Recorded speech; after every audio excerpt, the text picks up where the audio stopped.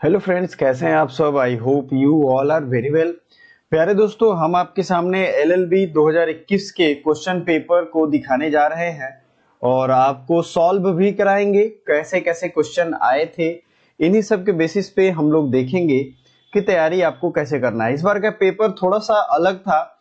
हर बार की तरह इस बार पेपर का जो स्ट्रक्चर था, पैटर्न था, वो थोड़ा सा डिफरेंट था और मैं आपको बता दूंगा क्यों ये अलग था और क्या इसमें नए नए बदलाव आए हैं। सो स्टार्ट करते हैं अपना ये सेशन हम लोग। और मैं कोशिश करूंगा आपको कि ये जल्द से जल्द खत्म हो जाए। जो भी इंपॉर्टेंट मैथ्स और बाकी सब्जेक्ट्स की क्लासेस हैं वो सब आपको चल रही हैं, तो आप ज्वाइन कर सकते हो। चलिए पहला क्वेश्चन देख लेते हैं। यूनियन पार्लियामेंट कंसिस्ट ऑफ, ये पार्लियामेंट के चैप्टर में मैंने पढ़ा दिया है। ये बहुत इजी है, तो इसमें आप लोगों को दिक्कत नहीं होनी चाहिए। इसमें लोकसभा, राज्यसभा और राष्ट्रपति होते हैं और लोकसभा राज्यसभा नाम दिया गया 1954 में। नेक्स्ट देख लेते हैं। ये रीजनिंग की क्वेश्चन है। रीजनिंग हम किसी और अगले पार्ट में देख लेंगे। सो अगला देख लेते हैं। ये रीजन एंड स्टेटमेंट, ये रीजन दिया रहेगा, स्टेटमेंट है। इसमें अगर हम बात करेंगे तो कोई भी ये लीगल प्रिंसिपल एक दिया रहेगा, बहुत ही इजी रहता है। लीगल मैगजीन और लीगल प्रिंसिपल इतने हार्ड नहीं रहते हैं कि आपको बनाने में दिक्कत हो। फिर भी पिछले 5 साल के क्वेश्चन पेपर आपको हमारी प्लेलिस्ट में मिल जाएंगे, सो आप देख सकते हो। चलिए इसमें बेसिकली इसको पढ़ लीजिएगा और अलग पार्ट में मैं इसको सॉल्व करवाऊंगा, तो आपको परेशान नहीं होना है। मैक्सिमम है, ये मैक्सिम कहते हैं इसे, लीगल मैगजीन। ये लीगल मैगजीन जो है, इसकी एक अलग प्लेलिस्ट मैंने बनाई है। आप देखोगे तो उसमें सारे सॉल्यूशन, जितने भी क्वेश्चन पूछे गए हैं वो लीगल मैगजीन से डायरेक्ट आ गए हैं। बड़ी खुशी हुई मुझे जान के।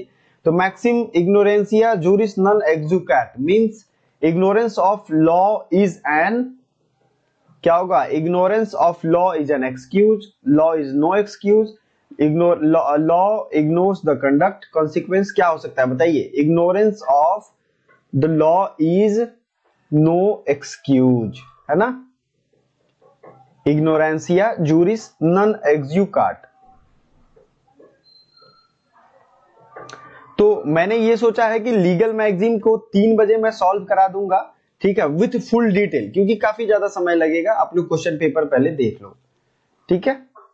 नो एक्सिक्यूट याद रखना। तो इसमें परेशान नहीं होना है, सब कुछ मैं कराऊंगा, लेकिन अलग अलग टाइम पे, ताकि आपको क्लैरिटी रहो। अब आपको एक बार में 200 क्वेश्चन ठूस देगा कोई दिमाग में, अगर वो आ नहीं पाएगा। इसलिए अलग अलग देखो, ज्यादा कॉन्सेप्चुअल क्लैरिटी आप में रहेगी कि कहां से क्वेश्चन आ रहा है। The first snow leopard conservation centre is being established in, पहला स्नो लेपर्ड कंजर्वेशन सेंटर कहां बनाया जा रहा है, तो ये बनाया जा रहा है उत्तराखंड में, ठीक है।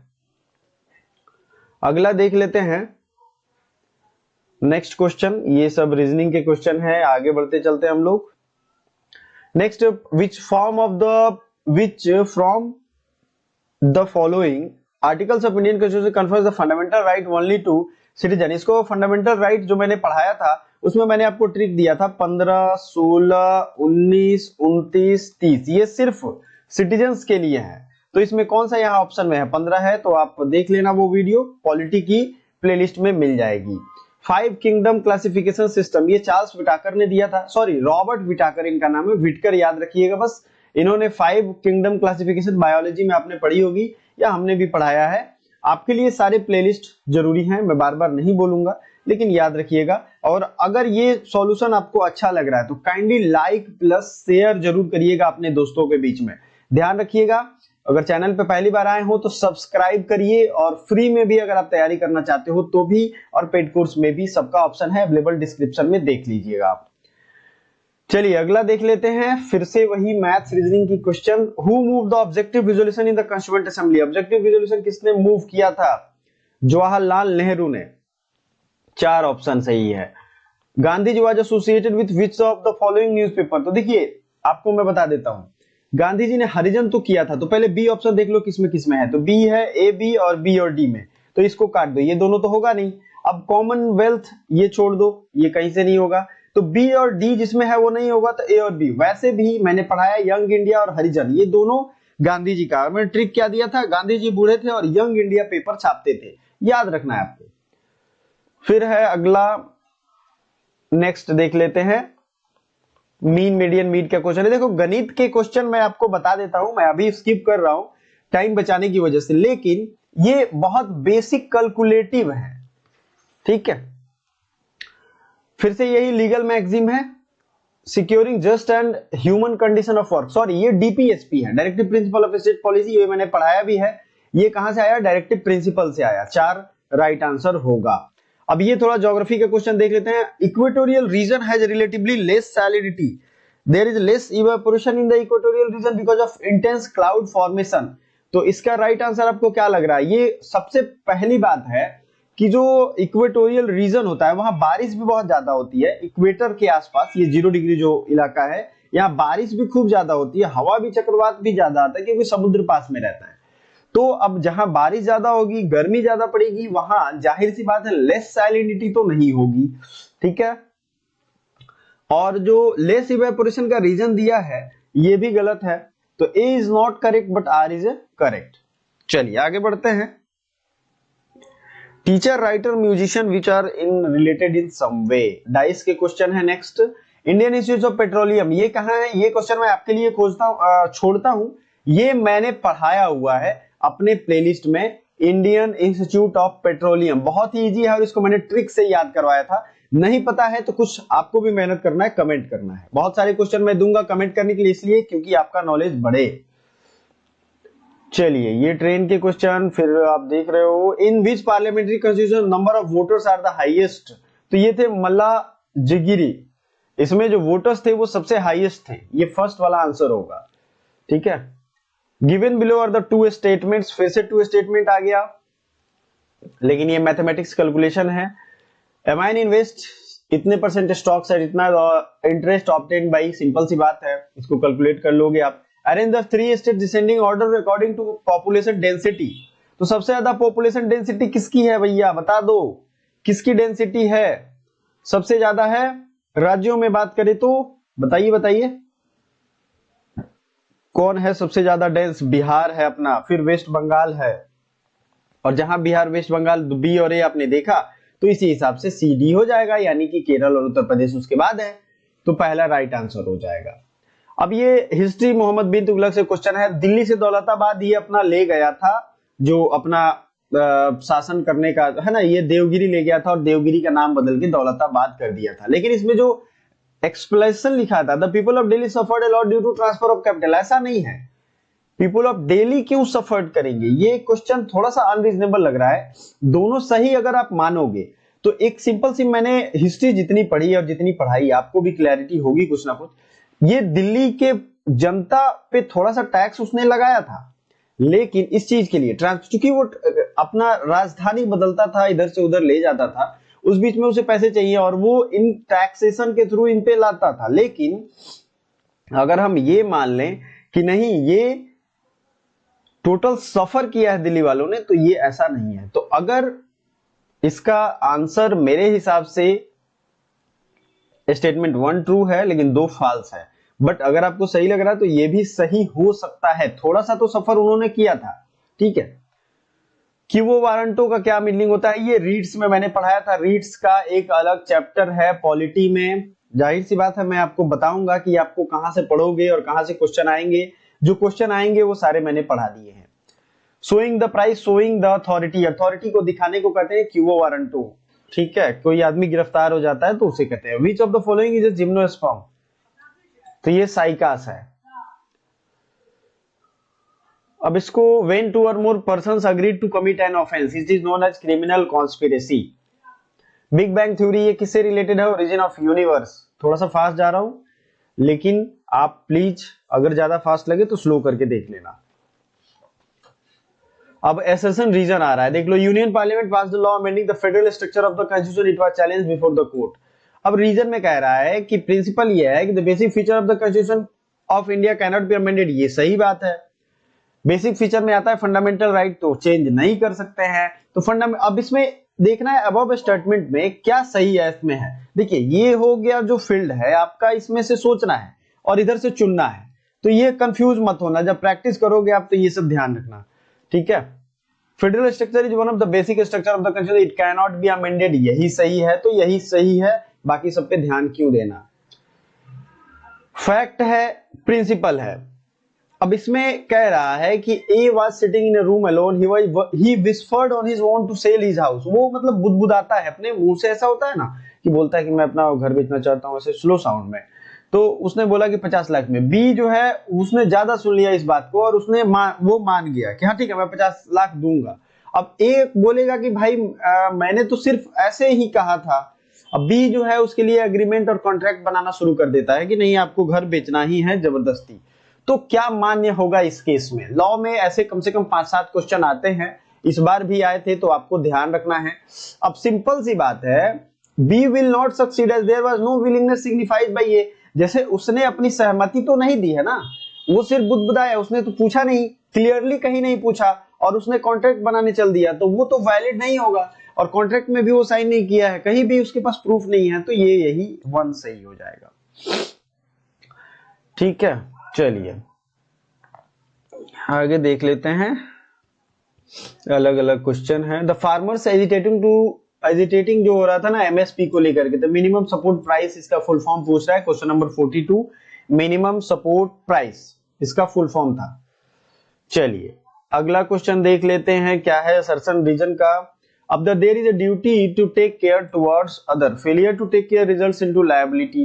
इसका मैं पढ़ के बता देता हूं आपको क्या है। एक रेलवे में एक वीमेन पैसेंजर जाती है और वो प्रेग्नेंट रहती हैं, तो उनकी जो है ना अबॉर्शन हो जाता है। तो क्या रेलवे इसके लिए जिम्मेवार है? तो एकदम जिम्मेवार है, वो ड्राइवर की लापरवाही की वजह से होता है, इसमें क्लियरली लिखा हुआ है ड्राइवर की असावधानी के कारण उसका गर्भपात हो गया, तो क्षतिपूर्ति के लिए जिम्मेवार है ना, एकदम है, अधिकारी नहीं है क्योंकि मात्र एक टिकट ही खरीदा था। क्षतिपूर्ति के लिए अधिकारी क्योंकि भारतीय रेल ने युक्त सावधानी नहीं बरती, तो जिसके कारण यात्रा को क्षति हुई। तीसरा राइट आंसर हो जाएगा। आर्टिकल 32 क्या है, कितने अच्छे से मैंने पढ़ाया है, राइट टू कॉन्स्टिट्यूशनल रेमेडीज, मतलब संवैधानिक उपचारों का अधिकार। अब लीगल मैगजीम आ रहे हैं, तो मैंने आपसे पहले भी कहा है, वैसे मैं आंसर बता दूंगा आपको। देखिए द मैगजीम सप्रेसियो वेरी सजेस्टियो फाल्सी मींस होता है suppression of truth suggest the false, मतलब कोई भी आप एविडेंस दे रहे हो उसमें सच को छुपा रहे हो तो झूठ को आप बाहर कर रहे हो, डायरेक्टली या इनडायरेक्टली। इसको डिटेल में हम लोग एक अलग पार्ट में डिस्कस करेंगे। 3 बजे याद रखिएगा, समय जरूर मिलेगा आपको। The word non compost mantis, क्योंकि लीगल मैगजीम 12 से 15 तक पूछा जाता है और इस बार भी देखोगे आप पूछा गया है, यहाँ अगला भी लीगल मैगजीम ही है, नॉन कंपोस्ट मेंटिस। तो इसको हम लोग अभी के लिए छोड़ दे, पता है आपको तो अच्छी बात है, अदरवाइज अलग से एक्सप्लेन करेंगे, अच्छे से पढ़ेंगे। विवेक डेब्रॉय कमेटी किसके लिए बनाई गई थी? इंडियन रेलवे के लिए, है ना। विवेक डेब्रॉय कमेटी किसके लिए बनाई गई थी? इंडियन रेलवे के लिए। Latest amendment in the constitution, आपको पता है रिजर्वेशन ऑफ शेड्यूल कास्ट के लिए अमेंडमेंट किया गया है, तो यही हो जाएगा राइट आंसर। उस समय के लिए 4 है, ये गलत मारा हुआ है, ठीक है। अगला भी ये जस्ट अर्सी का अर्थ है पर व्यक्ति पर अधिकार, ये तो सही है, बट इसे डिटेल में हम लोग देखेंगे। पोटैटो ट्यूबर क्या होता है? ये बायोलॉजी का बोटानी का क्वेश्चन हो जाता है। और पोटैटो ट्यूबर जो है मॉडिफाइड स्टेम है, क्या है? Modified stem. चलिए आगे बढ़ते हैं। नेक्स्ट है हमारा providing reservation for SC ST not a violation of right to equality guaranteed in the constitution. Equality does not mean giving everyone the same treatment. Sometimes it is necessary to give a special treatment to unprivileged groups in order to ensure equal opportunity. अब इसमें दोनों सही है। Reservation का concept अगर आप पढ़ोगे ना तो उसमें ये दोनों चीजें सही हैं और आर करेक्ट एक्सप्लेनेशन भी है, तो राइट आंसर क्या हो जाएगा? 1। थोड़ा मैं फास्ट पढ़ रहा हूं, ये बात मैं मानता हूं दोस्तों, घबराना नहीं है, वीडियो को लाइक करते चलो और आप वीडियो पॉज करके पढ़ लो अगर बड़े बड़े स्टेटमेंट हैं तो, मैंने थोड़ी ना मना किया है। चलिए आगे बढ़ते हैं। आप लोग फ्री हो, जो चाहो कर सकते हो, आराम से पढ़ो।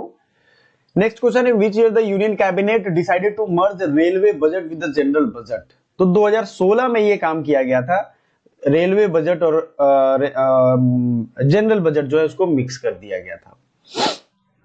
अब ये देखो व्हाट इज इंक्रीजिंग ऑर्डर, अब इंक्रीजिंग ऑर्डर में मैंने क्या पढ़ाया था मैथमेटिक्स, अगर आपने देखा हो 7/9 है, 5 सत्ते 35 और एक 36/7 है ये। अब इसमें देख लो ये 49 हो गया, 36 9, जाहिर सी ये बड़ा है ना, अगर ये गुना करने से यहाँ कुछ आता है ऐसा 144 करके, 9 छक 54, 9 तिया 27, 5 32, 324 हो गया। तो जाहिर सी बात है ये वाला बड़ा है। अब इन दोनों में तो सिलेक्ट हो गया, लेकिन अब इसमें और अगले में चूज कर लो, फिर इसमें अगले में चूज कर लो। मैथ्स में आपको पढ़ाऊंगा तो उसमें आपको मैं बता दूंगा, ये भी इजी है, बहुत ज्यादा हार्ड नहीं है। अब ये ज्योग्राफी का एक सर्टेन रीजन है, one is labelled as a certain A and other is labelled as region R. क्या है कि जो ये क्वेश्चन है ना, जो बड़े बड़े क्वेश्चन दे रहे हैं वो मैं देख रहा हूं हार्ड दे रहा है, टाइम कंज्यूमिंग दे रहा है। तो ऐसे टाइम में आपको एग्जाम में क्या करना है, इसको फटाक से बने तो ठीक है, अदरवाइज स्किप कर दो, क्योंकि बाकी क्वेश्चन का नंबर भी 4 ही है और इसका भी 4 है। तो इसमें फंस के आप 5 मिनट दे दो और बाकी आपको 30 सेकंड में बन जाए तो फायदा क्या है, समय बचे तो इसको देख लेना। बट इसको देख लेते ये क्वेश्चन बन जाएगा। मैं आपको एक सजेशन दे रहा हूं, ये एग्जाम से पहले मैं आपको गाइड करूंगा कैसे कैसे परीक्षा में देना है, फंसना नहीं है, नहीं तो क्या होता है आता क्वेश्चन छूट जाता है।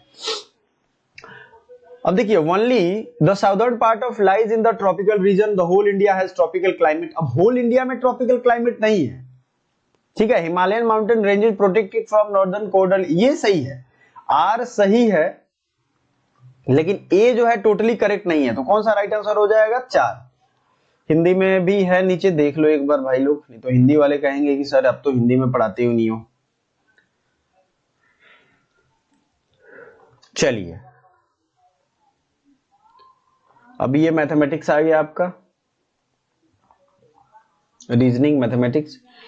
ये एक क्वेश्चन इसमें दिया गया था 2021 में, international friendship day celebrated by United Nations. इसमें कोई भी राइट आंसर मुझे नहीं मिला, अगर आपको मिलता है तो हमें जरूर कमेंट करना, क्योंकि हमें 2021 में 1 अगस्त आया और 2022 में 7 अगस्त आया, तो ये दोनों हिसाब से गलत ही है, इसमें कोई ऐसा ऑप्शन नहीं दिया है।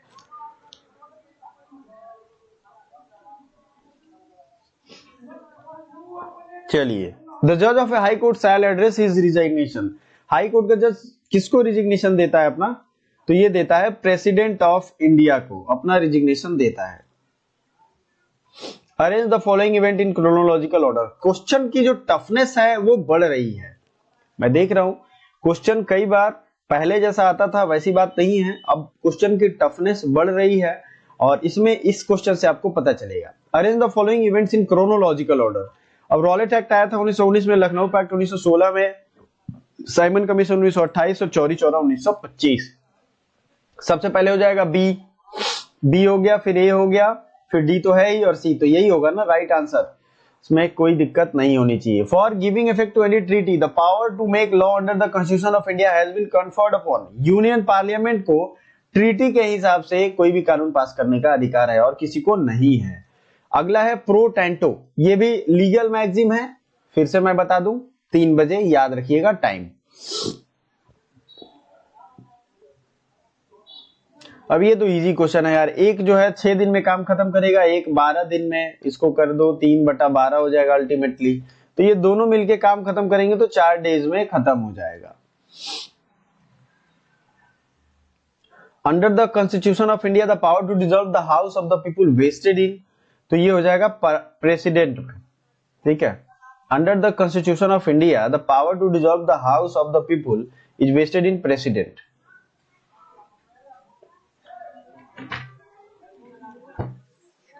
प्रेसिडेंट के हाथ में ये पावर होता है।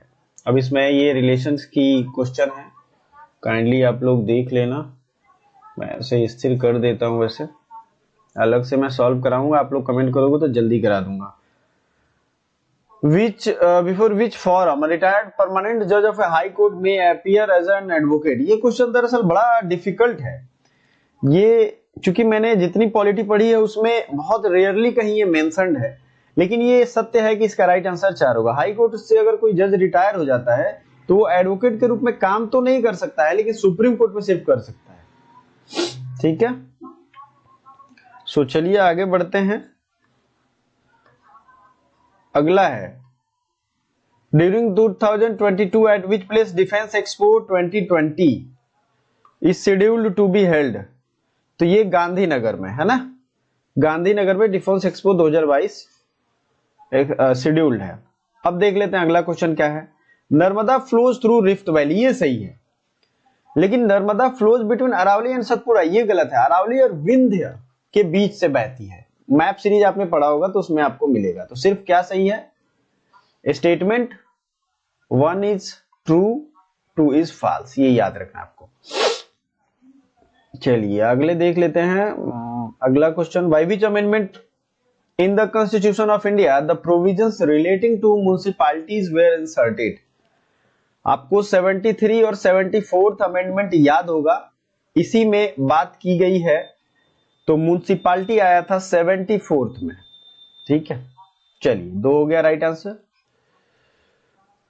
Who was the first women scientist holding the government position in England and also discovered comet? Comet होता है ना पुच्छल तारा जिसे कहते हैं। तो ये कैरोलिन हर्शेल, ये ऐसी पहली विमेन साइंटिस्ट थी जो रॉयल एस्ट्रोनॉमिकल सोसाइटी की भी ये मेंबर थी। क्या नाम था इनका? रॉयल एस्ट्रोनॉमिकल सोसाइटी, ठीक है, इसकी ये मेंबर भी थी Caroline Herschel. The term custodia legis क्या होगा जी इसका मीनिंग? लीगल मैगजीम है, वैसे आपको ये पता होगा, ये भी लीगल मैगजीम है, बट ये आपको पता होना चाहिए। कस्टोडिया माने custodian, law is custodian of citizens या इन कस्टडी ऑफ लॉ। बताइए चारों में से जो आपको पता है कमेंट कर सकते हैं, अदरवाइज 3 बजे का इंतजार। Who is known as the father of Indian cinema? Dada Saheb Phalke, right answer है। Union territories in India administered by, अब यूनियन टेरिटरी की बात हो रही है तो यूटी जो है डायरेक्ट किसके अंदर में आता है? प्रेसिडेंट के अधिकार क्षेत्र में आता है, और जहां पे इनके द्वारा सीएम अपॉइंट होते हैं, जैसे दिल्ली और पुदुचेरी में, ठीक है, तो वहां सीएम है। लेकिन बाकी यूनियन टेरिटरी की बात करें तो अल्टीमेटली प्रेसिडेंट के हाथ में रहता है। By which constitutional amendment article 51A providing for fundamental duty, बहुत ही इंपॉर्टेंट वीवीआई क्वेश्चन है, मैंने बहुत अपने पॉलिटी की क्लास में पढ़ाई है, तो kindly do the comment article 51A को किसमें पार्टिसिपेट इंक्लूड किया गया, किस अमेंडमेंट? कंफ्यूजन आपको होगा 42 और 44 में, मैं यही चाहता हूं कि कंफ्यूजन दूर हो आपका, मैंने बहुत अच्छे से क्लियर किया था ये कंफ्यूजन, ठीक है। चलो, और इसके अलावा अगर याद हो तो ये भी बता देना राइट टू प्रॉपर्टी को कब हटाया गया और 300A आर्टिकल में इंक्लूड किया गया। चलो दोनों चीजें आज क्लियर हो जाएंगी। जो भी पहला कमेंट करता है उसका मैं टैग करूंगा और नाम लूंगा अगले वीडियो में, मुझे बहुत अच्छा लगेगा। Joint session of both the houses of parliament is addressed by, अगर ज्वाइंट सेशन होता है तो उसको कौन एड्रेस करता है? देखिए इस क्वेश्चन को थोड़ा समझना है, एक चीज आपको ध्यान रखना है, एड्रेस तो करेंगे प्रेसिडेंट ही, लेकिन इसकी चेयरमैनशिप कौन लेगा, मतलब इसको लीड कौन करेगा? तो ये speaker of house of the people, speaker कहते हैं, हाउस ऑफ द पीपल कहते हैं लोकसभा को। मैंने नाम बताया था 1954 में ये बदला गया था, ठीक है। तो ज्वाइंट सेशन जो है ये speaker of the house of people के चेयरमैनशिप में होगा, लेकिन एड्रेस कौन करेगा? प्रेसिडेंट। दोनों चीजें याद हो गई तो रिवीजन हो गया ना आपका, फायदा हो गया। In which of the following state of Indian first orchid conservation centre? Orchid conservation कहां हो जाएगा? उत्तराखंड में। The cooperative society, cooperative credit societies in India have, यहां इंडिया में 3 टीयर स्ट्रक्चर है, तीनों टीयर का मैंने नाम लिख दिया है, तो क्या हो जाएगा right answer? 3 tier structure. The Constitution of India vests the power to promulgate ordinance during recess of Parliament. दो Constitution of India जो है उसमें क्या पावर है? ऑर्डिनेंस मेकिंग का, ये आपको पता है। तो किसमें पावर है ये? प्रेसिडेंट में, राष्ट्रपति में। नेक्स्ट देख लेते हैं, जीएसटी का स्लैब पूछा जा रहा है 5, 10, 15, 20, आपको पता ही है इसमें 18 है ना कि 10 है, तो ये तो आप कर लोगे और हर साल बदलता भी रहता है, तो अभी पढ़ा दूंगा तो अगले बार काम नहीं आएगा, तो देख लेना एक बार एग्जाम में जाने से पहले मैं बता दूंगा। One is labeled as assertion and other is labeled reason. A man of 1,000 mind assaulted B. Unsound mind है, सॉरी 1000 मैंने पढ़ दिया। अनसाउंड माइंड मतलब वो विक्षिप्त है, पागल कह सकते हैं, विक्षिप्त है, उसने एक को मारा और सीरियस इंजरी हो गया। I will not liable to, अब ये रीजन तो है, कोई अगर पागलपन में कोई चीज करता है तो वो लायबल नहीं होगा, इसको आराम से पढ़ लो। ठीक है, हिंदी में भी मैं कर देता हूं, पॉज करके देख लो।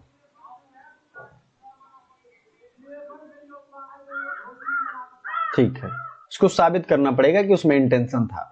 The present worth of, oh sorry, ये मैथमेटिक्स का क्वेश्चन आ गया।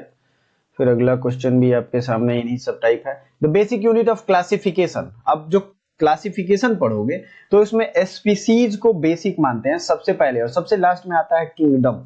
ठीक है, तो याद रखना है आपको।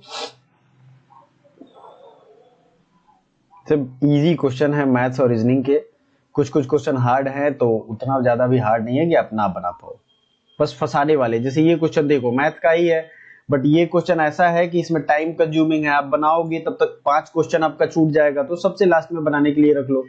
Who has the right to speak and take part in proceeding of either house of parliament but is not entitled to vote। बहुत बार मैंने बताया है, अलग चैप्टर भी है पॉलिटी में, मैंने पढ़ाया भी है आपको। पॉलिटी की प्लेलिस्ट डिस्क्रिप्शन में है, एलएलबी की प्लेलिस्ट डिस्क्रिप्शन में है, आपको बाकी सब्जेक्ट सबकी प्लेलिस्ट डिस्क्रिप्शन में है, टेलीग्राम है, व्हाट्सएप है, सारी इंफॉर्मेशन आपको मिल जाएगी। तो बता दो कौन लोग हैं, ये हैं अटॉर्नी जनरल। चलो आगे बढ़ते हैं फटाक से, देर नहीं करनी भाई, बहुत टाइम कीमती है। Who is known as Madiba by his people. Madiba किसे कहते थे? नेल्सन मंडेला को कहते थे, 34 साल जेल में रहे। ठीक है, Madiba. The constitution of India vest pardoning power in. Pardoning power सिर्फ राष्ट्रपति के पास है, अगर राज्य की बात है तो गवर्नर के पास है। द टर्म रेस जुडिकाटा, ये मैंने ऑलरेडी पढ़ाया है लीगल मैगजीन प्लेलिस्ट में, आपको बार बार कह रहा हूं, ध्यान दीजिए, पढ़िए, देखिए, लीगल मैगजीन का लिंक मैं दे दूंगा। पैक्टा sunt servanda बहुत बार पढ़ाया हूं। तो ये सारी चीजें आपको, निम्नलिखित घटना चक्र को देख लेना है। Return to Gandhi to India, ये गांधी आए थे 1915 में, नॉन कोऑपरेशन मूवमेंट 1922 में, क्विट इंडिया मूवमेंट 1920 में, सॉरी 1942 में, सॉरी, और सिविल डिसोबीडियंस 1930 में। अब क्या आप लोग अरेंज कर पाओगे? अगर मैं गलत नहीं हूं, रिटर्न गांधी जी ने 1915 में किया था, नॉन कोऑपरेशन मूवमेंट असहयोग 1922 22 में खत्म हो गया। फिर आते हैं, इसको 1920 ही मानना आप लोग, 20 से 22 मुझे लिखना था, ठीक है।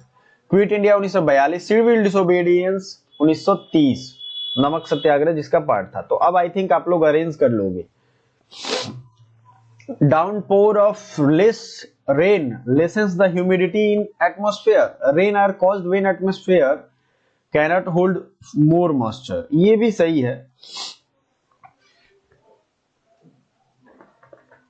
One is labeled as assertion and other is labeled as reason.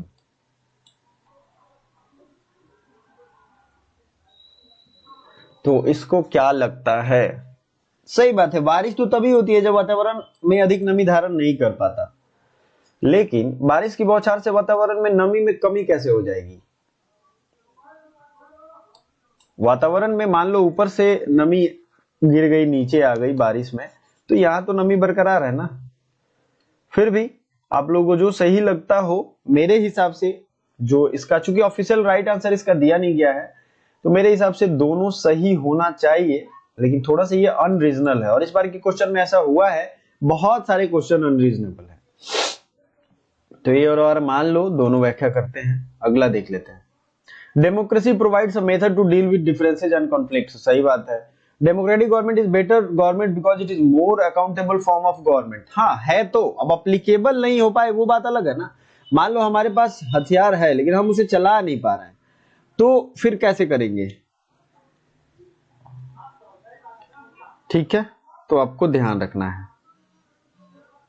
चलिए अगला देख लेते हैं हम लोग, क्या है आपके सामने अगला क्वेश्चन।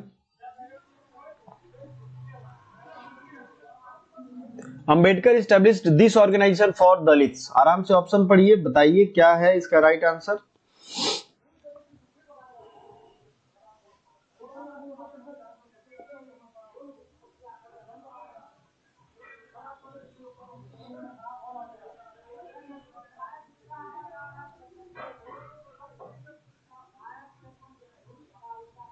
ठीक है, डिप्रेस्ड क्लास एसोसिएशन। नेक्स्ट देख लीजिए क्वेश्चन। इन विच ईयर दादा साहब फाल्के अवार्ड इंस्टीट्यूटेड। दादा साहब फाल्के अवार्ड कब दिया गया? तो ये दिया गया 1969 में। नेक्स्ट क्वेश्चन देख लीजिए आप लोग, union minister holds the office due to the, अब देखिए ये क्वेश्चन थोड़ा सा वेग है।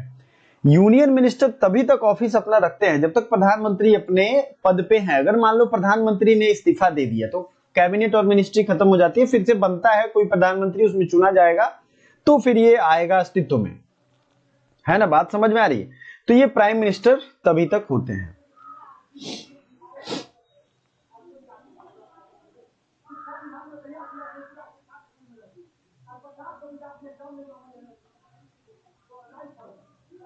अगला लीगल मैगजीम एक यहाँ पे भी है, आप देख रहे होगे। इन सबको मैं सॉल्व कराऊंगा, आपको घबराने की जरूरत नहीं है। नेसेसिटी, स्क्वाड, हैबिट, नॉन लीगम, ये आएगा आपके लिए अलग से, क्योंकि वो बहुत इंपॉर्टेंट है इसलिए मैं अलग से पढ़ाऊंगा। Choose the correct synonym of bigamy. Bigamy का मतलब होता है having two wifes of husband living, दो बीबियां रखना, दो शादियां करना, है ना? अब ये एक सेकेंड, ये जो सेक्शन लैंग्वेज का और हिंदी का, मतलब लैंग्वेज में इंग्लिश और हिंदी, इसको भी हम लोग लैंग्वेज पेपर मांग के अलग से सॉल्व करेंगे, तो ये भी आपको ध्यान रखना है, ठीक है दोस्तों? तो यहां से इंग्लिश शुरू हो रहा है और इसके नीचे जब आप जाओगे तो आपको मैं दिखा देता हूं, ये देखो हिंदी के पेपर हैं, है ना? व्यंजन, संधि, सम्मोहन। तो सबको मैं खिचड़ी नहीं बनाऊंगा, अलग अलग बताऊंगा ताकि कॉन्सेप्ट क्लियर हो। आप हिंदी की तैयारी करना चाहते हो, इंग्लिश की, तो अलग से कर पाओ, समझ बना पाओ, खिचड़ी नहीं बनाना है। So thank you so much for watching. Like जरूर करिएगा और कमेंट करके जरूर बताइए क्या क्या आपकी डिमांड है, हिंदी की कब चाहिए, इंग्लिश की कब चाहिए, लीगल मैगजीन की कब चाहिए। जल्दी चाहिए तो आज ही बना दूंगा, अभी बना दूंगा।